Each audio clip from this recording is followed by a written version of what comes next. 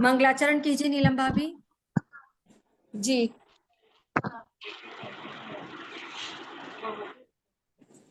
तीन भुवन में सार प्रीत राग विज्ञानता, शिव स्वरूप शिवकार, नमो त्रियोग संहार के।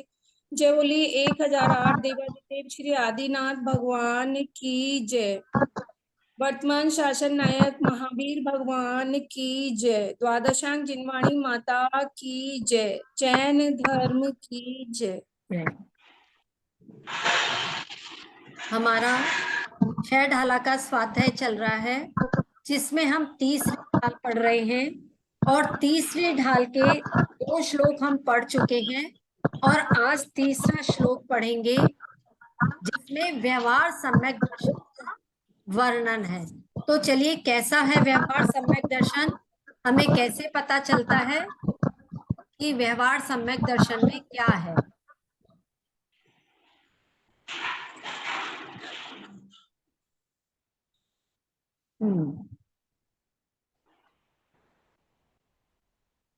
हाँ, ये स्क्रीन शेयर किए मैंने।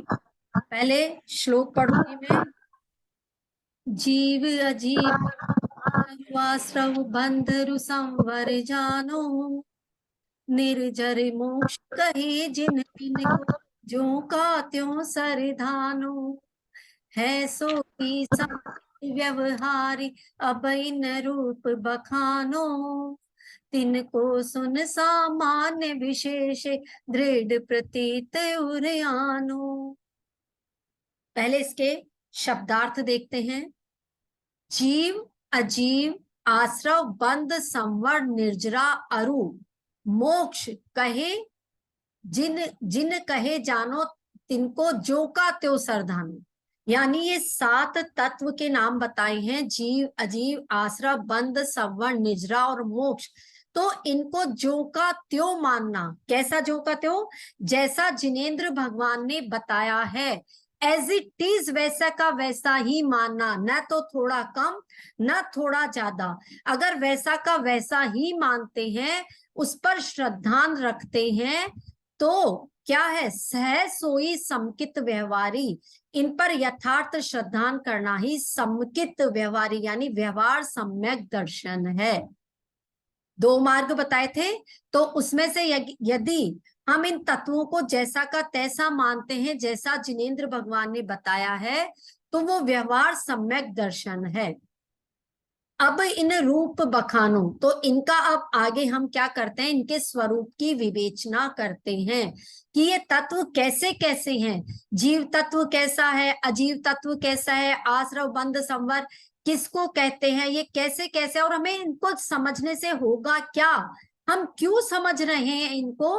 तो इसकी जो विवेचना कही जा रही है, इनका जो वर्णन किया जा रहा है, तिनको सामान्य विशेषे, सामान्य रूप मतलब सुपरफिशियली ऊपर ऊपर से, और विशेषे उसके बिल्कुल गहरे रूप से, दोनों प्रकार से जो उसकी विवेचना की जा रही है, उसको उर दृढ़ प्रतीत उर आनो, अपने हृदय में उसका निश्चल श्रद्धान करो। उसको क्या करना है? उसको पढ़ करके, सुन करके, समझ करके और अपने हृदय में धारण करना है। तो ये कहलाता है व्यवहार सम्यक दर्शन। अब देखिए, अब इसको मैं समझाती हूं आपको क्या है ये। जैसे जिस व्यक्ति को, जैसे मूंगफली छील करके खाना आ जाए, तो उसको सम्यक दर्शन समझ में आ जाएगा, व्यवहार सम्यक दर्शन समझ में आ जाएगा। मूंगफली छिलकर खाना तो सबको ही आता है, तो इसका मतलब सबको सम्यक दर्शन समझ में आ सकता है। बहुत इजी है व्यवहार सम्यक दर्शन। कैसे? जैसे मूंगफली का छिलका है, हमने उसको उठा करके छिलके को फेंक दिया, उसके अंदर की जो गिरी गुली थी उसको हमने रख लिया, उसको खा भी लेते हैं, जैसे हमें उसको यूज करना उसको कर लेते हैं। तो इसका क्या मतलब हुआ? इसका मतलब ये हुआ कि जो मूंगफली का छिलका है वो छिलके को हमने फेंक दिया। उसको छिलके का मतलब क्या? छिलके का मतलब ये जो बाह्य जितने भी बाह्य पर पदार्थ हैं, चाहे वो गहना, कपड़े, मकान, जितने भी हमें आराम साराम जो सब कुछ दिखाई दे रहा है, ये इवन देन हमारी ये बॉडी जो है बाहर, देह है, तन जो हमारा, ये सब क्या है? पर पदार्थ है। तो ये सब छिलके के समान है। तो इन सब को हटा करके अंदर गुली, कौन सी गुली है? हमारी आत्मा। यदि हम उस आत्मा को समझ ले, मतलब उसकी महत्ता को पहचान ले, उसी का नाम क्या है? व्यवहार सम्यक दर्शन है। और फिर जब हम गुली को कैसे संभाल करके रखते हैं, ज्यादा हो गई तो हमने उसको फ्रिज में स्टोर कर दिया, उसका कोई भी सामान बनाना है तो बना लेते हैं। तो उस आत्म तत्व को जान लिया, और जानने के बाद में क्या है? उस आत्म तत्व को फिर हम आगे बढ़ते हैं, उसका ज्ञान हो गया, फिर आचरण करने लगते हैं। तो ऐसे धीरे धीरे करके हम उस मार्ग पर चलने लग जाते हैं। तो ये हुआ हमारा व्यवहार सम्यक दर्शन। ये जो 7 तत्व है, यदि इस पर हम जो का त्यों श्रद्धान करें, तभी हमारा व्यवहार सम्यक दर्शन है। तत्वार्थ सूत्र में भी एक लाइन आती है ना, तत्वार्थ श्रद्धानाम सम्यक दर्शनम, यानी सम्यक दर्शन किसको कहते हैं? जिसको तत्वों पे सच्चा श्रद्धान है, सच्ची श्रद्धा है, वो ही क्या कहलाता है? सम्यक दर्शन कहलाता है। तो हमें भी क्या है? इन 7 तत्वों पे पूरी दृढ़ श्रद्धा करनी चाहिए। हम क्या करते हैं? काम तो बंध का करते हैं, है ना, और चाहते हैं कि हमें मोक्ष मिल जाए। तो क्या ये पॉसिबल है? हम नीम का बीज बोए और आम का फल लग जाए, क्या ऐसा पॉसिबल है? नहीं है ना। तो ये हमें समझने के लिए कि हम आम का बीज लगाए और हमें आम के ही फल प्राप्त हो, उसके लिए हमें इन 7 तत्वों को समझना होगा। बिना इनके समझे, बिना इनके जाने हम मोक्ष मार्ग में आगे नहीं बढ़ सकते। मोक्ष मार्ग का मतलब है एक ऐसा पद, निराकुलता वाला पद, जहां हमें जाना है। तो उस पथ पर चलने के लिए पहले हमें इन चीजों को समझना होगा। तो हमने ये देख लिया कि 7 तत्वों पे जो श्रद्धा करेगा वो व्यवहार सम्यक दर्शन है। इनको समझ करके और उसे हमें हृदय में धारण करना होगा, तब हम आगे मोक्ष मार्ग की तरफ बढ़ सकेंगे। अब एक बार मैं आपको बता देती हूँ, जो 7 तत्व, वैसे तो इनका वर्णन आएगा ही, कि 7 तत्व को एक छोटा सा एग्जाम्पल दे करके समझाती हूँ। एक नाविक है ना, नाव चलाने वाला है, और वो समुद्र में नाव चला रहा है। तो वो नाविक तो क्या हो गया? जीव हो गया, जीव तत्व, है ना, क्योंकि उसको चेतना है तो वो जीव तत्व हो गया। और वो जिस नाव में बैठा है वो क्या हो गया? अजीव तत्व। क्यों? कि उसकी उसमें ज्ञान दर्शन चेतना नहीं है, तो वो हो गया अजीव तत्व। अब क्या होता है? उस नाव में एक छोटा सा छेद हो गया, है ना, और उस छेद से क्या है? पानी अंदर आना शुरू हो गया। तो पानी अंदर जो आ रहा है, यानी कर्म आ रहे हैं, तो वो कहलाता है आश्रव। कर्म, जो हम एक्टिविटी जो भी कर रहे हैं, क्रियाकलाप जो भी करते हैं, उससे हमारे कर्म दिन प्रतिदिन बंध रहे हैं, तो वो कहलाता है आश्रव, यानी उस नाव में पानी का आना आश्रव। अब हमने क्या किया? उस पे ढक्कन लगा दिया, वो पानी पूरी नाव में चारों तरफ फैल गया, पूरी नाव उससे पानी से भर गई, यानी वो पानी का एक में एक नाव से हो जाना, वो कहलाता बंध। बंध, उसमें रम गया ना वो पानी। ऐसे ही वो कर्म क्या है? हमारी आत्म प्रदेशों से बंध गए, उसको बोलते हैं बंध तत्व। अब हमने वहां पर डाट लगा दिया नाव के अंदर, एक कपड़ा फंसा दिया या कुछ फंसा दिया, जिससे अब पानी का आना रुक गया, तो रुकने को बोलते हैं संवर। ऐसे ही हम जो भी धर्म की एक्टिविटी करते हैं, कोई भी धार्मिक काम करते हैं, पूजन करते हैं, पक्षाल करते हैं, स्वाध्याय करते हैं, तो उससे हम अपने कर्मों के आने को रोक रहे हैं, उसको कहते हैं संवर। उसके बाद में संवर करने के कर्म रुक गए। अब हमने, जब हम उनमें इतना लीन हो गए, ध्यान करने लग गए, तो वो कर्म धीरे धीरे हमारे से छूट रहे हैं, उसको बोलते हैं निर्जरा। जैसे पानी भर गया नाव में, तो उस नाव में से उस पानी को कैसे भी बाहर निकाला ताकि नाव डूबे नहीं। तो हमने चाहे हमारी अंजुली से निकाला या कोई भी पात्र से लेकर उस पानी को बाहर निकाला, तो वो कहलाता है निर्जरा। और अंत में है मोक्ष, सारी के सारी नाव में से क्या करना, पानी को बिल्कुल खाली कर देना। ऐसे ही हमारी आत्मा से सारे कर्मों को हटा देना, सारे कर्मों का झड़ जाना, वो कहलाता है मोक्ष। तो इस तरह से ये 7 तत्व जिनका मैंने आपको ब्रीफ में समझाया, बिल्कुल ब्रीफ इंट्रोडक्शन दिया है। आगे वैसे आएंगे ये 7 तत्व कैसे कैसे क्या है। तो अब हम सबसे पहले पढ़ेंगे जीव तत्व के बारे में कि जीव तत्व कैसा है, इसके कितने प्रकार हैं और हम उसमें से कहाँ स्टैंड करते हैं, हमारा क्या मतलब हम कौन सी पोजीशन पे है, वो हम देखेंगे। तो चलिए श्लोक नंबर 4 में शेयर कर रही हूं।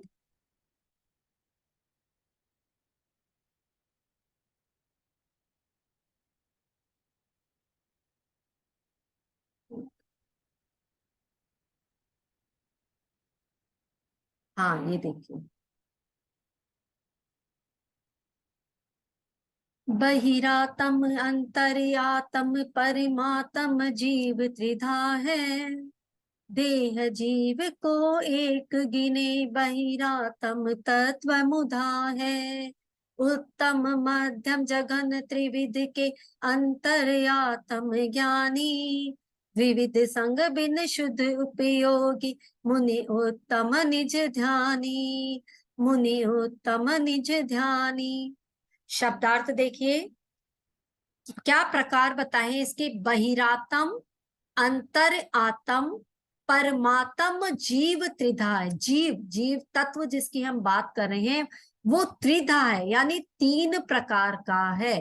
पहला तत्व 7 तत्व है, 7 तत्व में पहला तत्व जीव तत्व, और वो जीव तत्व भी कितने प्रकार का है, बहिरात्मा, अंतरात्मा और परमात्मा। पहली लाइन में आया ना, बहिरात्म, अंतर आत्म, परमात्म, जीव त्रिधा है। ये जीव तत्व 3 प्रकार का है, बहिरात्मा, अंतरात्मा और परमात्मा। फिर अब ये 3 प्रकार के बता दिए, तो अब इसमें से बहिरात्मा क्या है, अंतरात्मा क्या है और परमात्मा क्या है। तो ये देखिए, देह जीव को एक गिने, जो शरीर को और आत्मा को एक ही समझता है। जब हमने बोला मैं, उस मैं के अंदर अपने अपने इस बॉडी को, शरीर को और आत्मा को एक ही मान लिया कि हम एक ही हैं, तो जो इस तरह समझता है वो क्या कहलाता है, बहिरात्म तत्व मुधा है। वह आत्मा बहिरात्मा है। और कैसी बहिरात्मा है, मुधा, मुधा मतलब मूर्ख, मिथ्या दृष्टि, विमुख मिथ्या दृष्टि है, क्योंकि उसकी ये गलत मान्यता है कि हमारा देह, हमारा जीव एक ही है। फिर आगे कौन सी है जीव और कैसा है, उत्तम मध्यम जघन त्रिविध के, यानी 3 प्रकार की, जो दूसरी आत्मा बोली ना अंतरात्मा, तो अंतरात्मा के फिर 3 प्रकार बता दिए, उत्तम अंतरात्मा, मध्यम अंतरात्मा और जघन्य अंतरात्मा। ये 3 प्रकार की अंतर आत्मा है। और ये आत्मा कैसी होती है, ज्ञानी अंतर आत्मा है। फिर द्विविध संग बिन शुद्ध उपयोगी, और जिसमें द्विविध यानी 2 प्रकार का संग, संग मतलब परिग्रह, जिसमें 2 प्रकार का परिग्रह बिन रहित है, ऐसे शुद्ध उपयोगी, ऐसे जो मुनि है शुद्ध उपयोगी है, वो उत्तम अंतर आत्मा है। निज ध्यानी मुनि उत्तम, यानी निज जो अपने अंदर ही विशुद्ध रूप से रहते हैं, ऐसे मुनिराज क्या है, उन उत्तम अंतर आत्मा है। अब वापस इसको एक्सप्लेन करती हूं कि देखिए इस श्लोक में क्या बताया है। इस श्लोक में जीव तत्व के, आप लिख लीजिए अगर किसी के पास कॉपी पेन है तो आपको इजी समझ में आएगा। ऊपर ही ऊपर पहले लिखिए जीव, ठीक है, हम जीव तत्व को समझ रहे हैं। अब उस जीव तत्व को आप 3 भागों में डिवाइड कर दीजिए। तो पहला भाग तो हो गया बहिरात्मा, दूसरा हो गया अंतरात्मा और तीसरा हो गया परमात्मा। जीव के 3 प्रकार हो गए, बहिरात्मा, अंतरात्मा और परमात्मा। अब बहिरात्मा किसको कहेंगे? जो देह और जीव को एक ही गिने, जो क्या गलती कर रहा है? देह को, शरीर को और आत्मा को एक ही गिन रहा है, वह तो हो गई बहिरात्मा। अब इसका जो जीव का दूसरा प्रकार था अंतरात्मा, उसके 3 प्रकार है। कौन कौन से प्रकार? उत्तम अंतरात्मा, मध्यम अंतरात्मा और जघन्य अंतरात्मा। ठीक है। और तीसरे जीव का प्रकार हो गया परमात्मा। हम पहले इसमें से बहिरात्मा को पढ़ेंगे कि बहिरात्मा क्या है। हम हमारे शरीर से संबंधित जो भी सोचते हैं, समझते हैं, जैसे मैं गोरा हूं, मैं पतला हूं, मैं काला हूं, मैं नाटा हूं, मैं लंबा हूं, ये सब गलत फहमियां हमने हमारे बारे में पाल रखी है। क्यों? क्योंकि ये तो सारी शरीर की पौद्गलिक परमाणुओं की स्थितियां हैं, ये हमारी आत्मा की स्थिति नहीं है। हमारी आत्मा तो बस मध्य में विराजमान है ना, जिसका स्वभाव कैसा है? चेतन में है, जो ज्ञान स्वरूपी है, बस वही मैं हूं। लेकिन जब हमने कहा मैं गोरा हूं, मैं काला हूं, मैं पतला हूं, तो ये सब जो मानता है वो क्या है? वो बहिरात्मा है। तो बहिरात्मा का लक्षण सबको समझ में आ गया कि अपने को और देह को एक ही मानना बहिरात्मा कहलाता है। गोरा काला जो भी दिखता चाम है, मोटा पतला होना इसका काम है। हमने क्या सोच लिया? मैं गोरा, मैं पतला, मैं मोटा, मैं छोटा। तो हमने ये जो गलत मान्यता पाल ली, ये बहिरात्मा के लक्षण है। अगर अब हम में से जो भी ये मानता है तो वो क्या है? बहिरात्मा है ना। ये बहिरात्मा का लक्षण दिया है। अब अपना अपना खुद डिसाइड करो कि क्या आप ऐसा मानते हो। अगर ऐसा मानते हो तो फिर हम क्या हैं? बहिरात्मा हैं। इसलिए अब हमने ये क्यों पढ़ा, ये क्यों पढ़ रहे हैं बहिरात्मा का लक्षण? इसलिए पढ़ रहे हैं ताकि हमारे शरीर में जो हमारी आसक्ति है, उसमें एकत्व की भावना है, उसमें ममत्व की भावना है, वो उस भावना को हमें छोड़ना है। उसको, उस भावना को हमें हटा करके अलग करना है। हमें ये मानना है कि सिर्फ जो आत्मा है वो ही मैं हूं, बाकी इसके अलावा मेरा कुछ भी नहीं है। हम क्या करते हैं? इस देह को अच्छा सुंदर बनाने के लिए तरह तरह के श्रृंगार करते हैं और सोचते हैं मैं महंगी से महंगे सामान लेके आऊं, महंगे से महंगे कपड़े लेकर के आऊं और इस शरीर को क्या करूं? सुंदर बनाऊं। अब हमें ये पता नहीं है कि सामान महंगे नहीं है। वास्तव रूप में देखा जाए तो महंगा तो हमारा जीवन है, हमारी आत्मा है, वो महंगी है। तो अगर वर्क करना तो उस पे करो, शरीर को सजाने के लिए, संवारने के लिए। तो उसके लिए क्या करो? टाइम खराब मत करो। अच्छा, श्रृंगार करा तो वो अलग बात है, लेकिन उसमें आसक्ति मत रखो, उसमें ममत्व बुद्धि मत रखो कि नहीं मैं सुंदर लग रही हूं, मैं अच्छी लग रही हूं, मैं कुरूप लग रही हूं, मैं बेरूप लग रही हूं। ऐसी भावना को छोड़ देंगे तब भी हम श्रृंगार करने के बाद में फिर भी क्या हो जाएंगे? बहिरात्मा से ऊपर उठ जाएंगे। तो ये हमारे को दौलत राम जी ने क्राइटेरिया दिया है कि नहीं, तुम अगर ये सब जीव हो और तुम्हें ये सब करना भी है तो उसमें से अपनी जो बहिरात्मा पने की बुद्धि है ना, बस सिर्फ इसको हटा दो, उसकी आसक्ति को हटा दो, तो तुम भी आगे चल करके क्या बन जाओगे? अंतर आत्मा बन जाओगे। तो चलिए चलते हैं, अंतरात्मा कैसी होती है देखते हैं कि अंतर आत्मा का क्या लक्षण है, कैसी होती है अंतर आत्मा।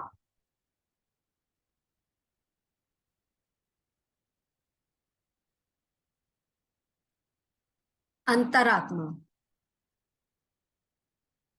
एक,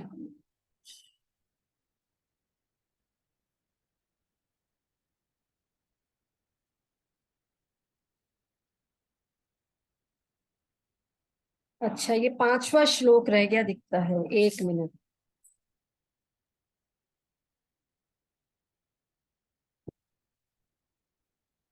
इसमें 5वें श्लोक की स्क्रीन नहीं आई है, कोई बात नहीं, मैं वैसे ही पढ़ रही हूँ। ठीक है, ये 6वां श्लोक आ गया है।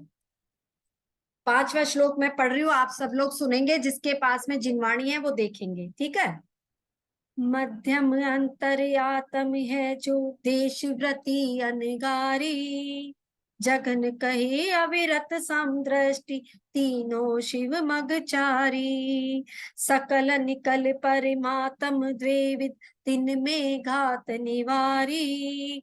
श्री अरिहंत सकल परिमातम, लोकालोक निहारी, लोकालोक निहारी। इस श्लोक में अब बताया है कि मध्यम अंतर आत्म है जो देशव्रती अनगारी। किसको मध्यम अंतर आत्मा बताया है? जो देशव्रती है और जो अनगारी है। अब देशव्रती मतलब क्या? देशव्रती मतलब जो प्रतिमा धारण करते हैं। आपने सुना होगा ना, अलग अलग प्रकार की प्रतिमाएं होती है, किसी के 2 प्रतिमा, किसी के 4, किसी के 10। तो 2 प्रतिमा से लेकर के जो 10 प्रतिमा को धारण करता है उसको बोलते हैं देशव्रती। ठीक है। और अनगारी, अनगारी मतलब जिन्होंने अपना घर बार छोड़ दिया है।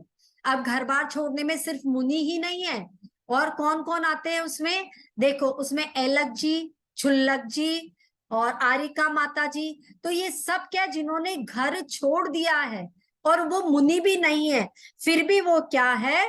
वो वो मध्यम अंतर आत्मा है। मध्यम अंतर आत्मा का क्या लक्षण बताया है? जो 2 से लेकर के 10 प्रतिमाधारी, यानी जो देशव्रती है वो भी क्या है? मध्यम अंतरात्मा है। और अनगारी, जिन्होंने अपना घर बार परिवार सब कुछ छोड़ दिया और जो मोक्ष मार्ग के पथ पर आगे बढ़ गए, वो कहलाते हैं अनगारी। आरिका माता जी, छुल्लिका जी, छुल्लक जी, एलक जी, ये सब अनगारी में आते हैं। तो ये दोनों के किस में आएंगे? मध्यम अंतरात्मा में। अब मध्यम अंतरात्मा में और कौन आता है? हाँ, ये दोनों मध्यम अंतरात्मा में आते हैं। अच्छा, जो जो गुण क्या बोलते हैं, जो देशव्रती है वो 5वें गुण स्थान वर्ती होते हैं। यानी उनका गुण स्थान कौन सा होता है? 5वां गुण स्थान होता है, 5वां और 6ठा गुण स्थान। और जो अनगारी है, तो अनगारी 6ठे गुण स्थान वर्ती हो गए अनगारी, और 5वें गुण स्थान वर्ती हो गए देशव्रती। तो ये दोनों मिलकर के मध्यम अंतर आत्मा में आएंगे। तो अब 5 और जो चौथे गुण स्थान व्रती होंगे ना, जो जो सम्यक दृष्टि है, जिनको सम्यक दर्शन है। अब सम्यक दृष्टि किसको बोलते हैं? उनको बोलते हैं जो जिनेंद्र भगवान के कहे हुए मार्ग को ही मानते हैं, बस। ये सम्यक दृष्टि का लक्षण है। अब चाहे वो मंदिर जाए या ना जाए, वो आलू प्याज खाए ना खाए, मतलब ये सम्यक दृष्टि के लक्षण नहीं है। सम्यक दृष्टि का सबसे बड़ा लक्षण यही है कि वो सिर्फ और सिर्फ जिनेंद्र भगवान को ही मानता है, उसको सम्यक दृष्टि कहते हैं।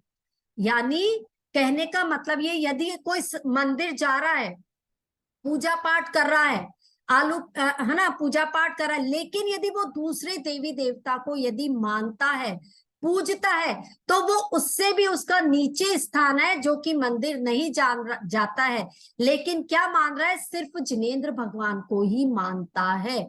उनको कहता है नहीं, भगवान तो मेरे सच्चे ये ही हैं, लेकिन वो मंदिर नहीं जा रहा, मानता है, तो फिर भी उसका चौथा गुण स्थान है। और जो मंदिर जाके भी दूसरे भगवान को, देवी देवता को पूजते हैं, तो उनका गुण स्थान तीसरा है। और फिर वो किस में आ जाएंगे? बहिरात्मा में आ जाएंगे। तो एक तरह से अगर देखा जाए तो आप देखो कि 1 से लेकर के तीसरे गुण स्थान तक तो हो गया बहिरात्मा, ठीक है। चौथे गुण स्थान वाला हो गया जघन, जघन अंतरात्मा। 5वां और 6ठा वाला हो गया मध्यम अंतरात्मा। और 5वें 6ठे से आगे 7वें गुण स्थान से लेकर के, और कहां तक? 7वें से लेकर के 11वें गुण स्थान तक जो है वो कहलाएगा, 7वें से 12वें तक, सॉरी 7वें से 12वें तक जो गुण स्थान है वो कहलाएगा उत्तम अंतर आत्मा। और इसमें कौन आएंगे? मुनि। हमारे जो मुनि है, शुद्ध उपयोगी मुनि, वो आएंगे उत्तम अंतर आत्मा में।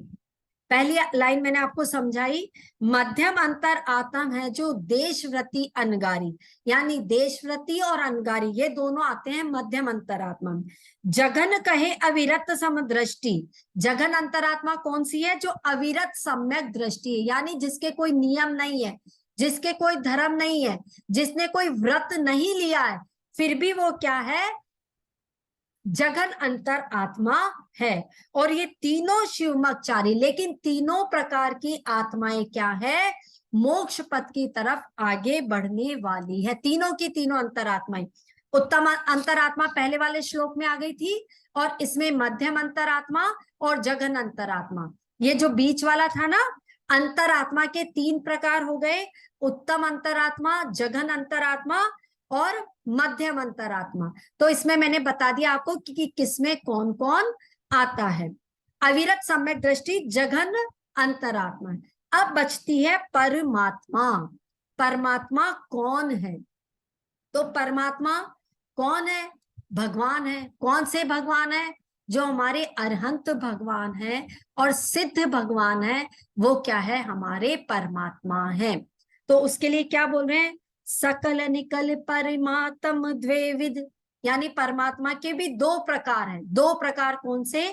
सकल परमात्मा और निकल परमात्मा। अब सकल का मतलब क्या, स प्लस कल, कल मतलब काया शरीर, और स मतलब सहित। तो जो शरीर सहित है वो परमात्मा है सकल परमात्मा। और निकल, नी प्लस कल, नी मतलब रहित और कल मतलब शरीर, तो जो शरीर रहित है वो निकल परमात्मा। तो शरीर रहित कौन से परमात्मा है? सिद्ध परमात्मा। और सकल, जिनके शरीर सहित है, वो कौन से परमात्मा है? अरिहंत भगवान। तो ऐसे अरिहंत और सिद्ध, ये जो दो परमात्मा है जिन्होंने घाती कर्मों का नाश कर दिया है, ऐसे अरिहंत परमात्मा जो लोकालोक, जो जिनके ज्ञान में सारे लोक और अलोक झलकता है, वो कहलाते हैं सकल परमात्मा, शरीर सहित परमात्मा। और शरीर रहित जो है वो सिद्ध परमात्मा, उसका हम बाद में पढ़ेंगे। पहले ये देख लीजिए, जो अरिहंत परमात्मा है, अब उनके शरीर होता है और चार कर्म भी होते हैं। कौन कौन से कर्म होते हैं? चार घाती कर्मों का तो अरिहंत परमात्मा ने नाश कर दिया, सिर्फ उनके कौन से बचते हैं? अघातिया कर्म बचते हैं। तो कहने देखो, जिनके कर्म तीन प्रकार के होते हैं, द्रव्य कर्म, भाव कर्म और नो कर्म, ये तीन प्रकार के कर्म हैं। तो इसमें से क्या है कि जो अरिहंत परमात्मा है, उनके द्रव्य कर्म में से चार कर्म क्षय हो गए, घाती कर्म हट गए ना उनके, तो सिर्फ उनके आधा तो क्या बचा? द्रव्य कर्म बचा, और एक शरीर यानी नौ कर्म बचा। तो ये 1.5 कर्म अरिहंत भगवान के हैं, और उसमें से सिद्ध भगवान के, तो इसमें से शरीर भी नहीं है, सिर्फ उनमें ज्ञान गुण होता है सिद्ध परमात्मा में, है ना, तो वो कहलाते हैं निकल परमात्मा। तो ऐसे सकल परमात्मा और जो निकल परमात्मा है वो हमारे लिए पूजने योग्य है। और जो सकल परमात्मा है, उनके ज्ञान में सारा लोक सारा अलोक जो है वो झलकता है दर्पण के समान। जैसे दर्पण में कोई भी चीज तुरंत स्पष्ट हो जाती है ना, ऐसे उसमें सारा लोक और सारा अलोक एक साथ एक ही समय में झलकता है। उनको कहते हैं अरिहंत परमात्मा। तो ऐसे अरिहंत और सिद्ध किसमें आते हैं? परमात्मा जीव की श्रेणी में आते हैं। जीव दोनों ही हैं। कभी ये मत समझना कि सिद्ध भगवान जीव नहीं है, वो तो चले गए ऊपर, नहीं, वो अभी भी जीव है। जीव है तभी तो वो इसको भोग रहे हैं, मतलब सारे कर्मों को नाश करके ज्ञान गुण को समझ रहे हैं। तो वो अभी भी जीव है, उनकी आत्मा अभी भी है। फर्क क्या है, वो हमें दिखाई नहीं दे रहे हैं, क्योंकि वो हमारे देखने की, मतलब जो हमारी क्षमता, उसकी कैपेसिटी से बहुत दूर है। तो सबको समझ में आया कि परमात्मा क्या है। आज हमने जीव तत्व को समझा। टाइम देखते हैं, आज एक श्लोक और कर लूं क्या? 2 लाइनें हो जाएगी आज इसकी। चलो करते हैं, छठा श्लोक भी करते हैं।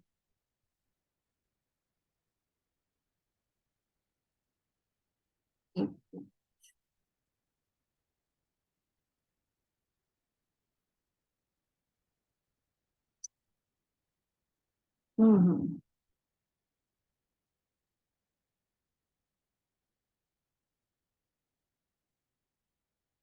छठा श्लोक आ नहीं रहा।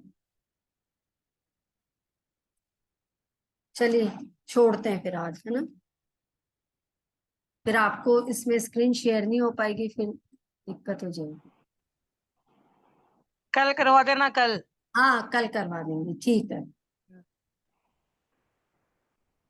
हाँ तो छठा श्लोक कल करेंगे। आज एक बार जो पढ़ा है वो वापस रिपीट करती हूँ। हमने क्या क्या पढ़ा है आज, देखो वापस से समझने का प्रयास करो कि हमने 7 तत्वों के बारे में पढ़ा कि 7 तत्व कौन कौन से हैं, और उस पे दृढ़ श्रद्धान करना क्या कहलाता है, व्यवहार सम्यक दर्शन कहलाता है। फिर उसमें से पहला तत्व जीव तत्व पढ़ रहे हैं। तो जीव तत्व 3 प्रकार के होते हैं, बहिरात्मा, अंतरात्मा और परमात्मा। परमात्मा। इस तरह के जीव होते हैं। अब उसमें से बहिरात्मा का लक्षण क्या है, जो देह को और जीव को एक गिनता है वो बहिरात्मा है। फिर अंतरात्मा कौन है, तो ये 3 प्रकार की फिर अंतरात्माएं हैं। कौन कौन सी, उत्तम, मध्यम और जघन। अब उत्तम अंतरात्मा में तो मुनि आते हैं, मध्यम अंतरात्मा में देश रति और अनगारी आते हैं, और जो जघन अंतरात्मा उसमें अविरत सम्यक दृष्टि आते हैं, जो चौथे गुण स्थान में रहते हैं, जिनको श्रद्धा है कि बस मैं जिनेंद्र भगवान को ही मानता हूं। फिर तीसरे जीव का प्रकार क्या बताया था, परमात्मा। फिर वो परमात्मा 2 प्रकार के हैं, सकल परमात्मा और निकल परमात्मा। सकल परमात्मा का मतलब जो शरीर सहित है, और निकल परमात्मा जो शरीर रहित है, जिनका शरीर नहीं है, यानी सिद्ध परमेष्टि, और सकल यानी अरहंत परमेष्टि। तो ये सारे जीव के प्रकार हैं। अब हमें डिसाइड करना है कि हम इनमें से कहाँ आते हैं, हम कौन सी आत्मा हैं। क्या हम बहिरात्मा हैं, क्या हम जघन अंतरात्मा हैं, क्या हम मध्यम अंतरात्मा हैं, क्या हम उत्तम अंतरात्मा। उत्तम अंतरात्मा तो है ही नहीं क्योंकि हम मुनि नहीं है। फिर दूसरा मध्यम अंतरात्मा भी नहीं है, क्यों, क्योंकि हमने कोई प्रतिमा परमात्मा। नहीं, न ही हमने घर बार छोड़ा है। तो फिर बचती है जघन अंतर आत्मा। जगन्नाथ। बहिरात्मा अच्छी है कि जघन अंतरात्मा अच्छी है, डेफिनेटली जघन अंतरात्मा अच्छी है, जो जिनेंद्र भगवान को मानती है। तो हम बहिरात्मा पने को छोड़े, बाह्य पर पदार्थों में रुचि को छोड़े, ममत्व को छोड़े, एकत्व बुद्धि को छोड़े, तो कम से कम यदि हम जघन अंतरात्मा बन जाएंगे तो हम भी, इसका मतलब क्या है, मोक्ष मार्ग पर चलने वाले बन जाएंगे। तो इस सारी बात को कहने का सार यही था। अब आगे इस तीसरी ढाल में बहुत अच्छी अच्छी चीजें आने वाली है कि मद क्या होते हैं, मूढ़ता क्या होती है, अनायतन क्या होते हैं। बहुत अच्छा विषय आने वाला है हमारे समझने और पढ़ने लायक। तो अपने इंटरेस्ट को डेवलप कीजिए और टाइम पे सब लोग क्लास ज्वाइन कर लिया कीजिए, है ना। ठीक है, चलिए जिनवाणी स्तुति नीलम भाभी।